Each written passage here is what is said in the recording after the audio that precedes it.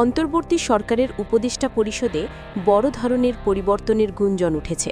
সরকারের উচ্চ পর্যায়ের সূত্র বলছে, বিতর্কিত ও দলীয় সংশ্লিষ্ট উপদেষ্টাদের সরিয়ে নতুন করে পরিষদ গঠনের চিন্তাভাবনা চলছে। সম্প্রতি কয়েকজন উপদেষ্টা নিজ নিজ দপ্তরের কাজ দ্রুত শেষ করার নির্দেশ দিচ্ছেন। তাদের ঘনিষ্ঠ কর্মকর্তারা জানাচ্ছেন, উপদেষ্টাদের অনেকেই মনে করছেন এখন যাওয়ার সময় হয়েছে। কেউ কেউ আবার পদত্যাগের প্রস্তুতিও নিচ্ছেন। জানা গেছে, প্রধান উপদেষ্টা ডক্টর মোহাম্মদ ইউনূসের নেতৃত্বাধীন এই অন্তর্বর্তী সরকারে বর্তমানে ২৩ জন উপদেষ্টা রয়েছেন। এর মধ্যে ২ জন ছাত্র প্রতিনিধি। সরকারের একটি সূত্র নিশ্চিত করেছে, এই ২ ছাত্র প্রতিনিধি উপদেষ্টাকে পদত্যাগের পরামর্শ দেওয়া হয়েছে।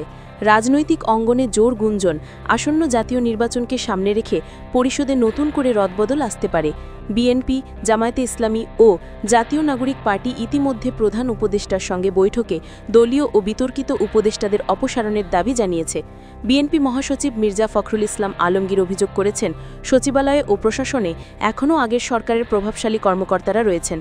তারা নিরপেক্ষ নির্বাচনের পথে বাধা সৃষ্টি করছেন। একই অভিযোগ তুলেছে জামায়াতে ও এনসিপিও। অন্যদিকে সরকারের ঘনিষ্ঠ সূত্র বলছে, প্রশাসনের নিরপেক্ষতা ও জনগণের আস্থা ফিরিয়ে আনতে প্রধান উপদেষ্টা নিজেও পরিষদের কিছু পরিবর্তনের বিষয়ে ভাবছেন। তবে কবে এবং কিভাবে এই পরিবর্তন আসবে তা এখনও অনিশ্চিত। OBC টেলিভিশন নিউজ টাইম, সত্য প্রকাশে অঙ্গীকারবদ্ধ।